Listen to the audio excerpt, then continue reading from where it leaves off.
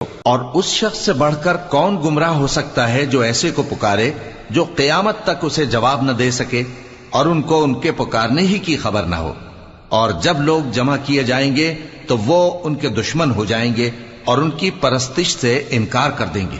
اور جب ان کے سامنے ہماری صاف صاف آیتیں پڑھی جاتی ہیں تو کافر حق کے بارے میں جبکہ وہ ان کے پاس آ چکا کہتے ہیں کہ یہ تو کھلا جادو ہے. کیا یہ لوگ کہتے ہیں کہ اس پیغمبر نے اس کو از خود گھڑ لیا ہے؟ کہہ دو کہ اگر میں نے اس کو اپنی طرف سے بنایا ہو تو تم اللہ کے سامنے میرے بچاؤ کے لیے کچھ اختیار نہیں رکھتے. وہ اس گفتگو کو خوب جانتا ہے جو تم اس کے بارے میں کرتے ہو.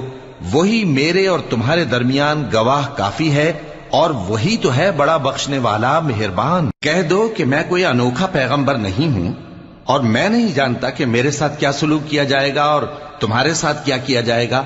میں تو اسی کی پیروی کرتا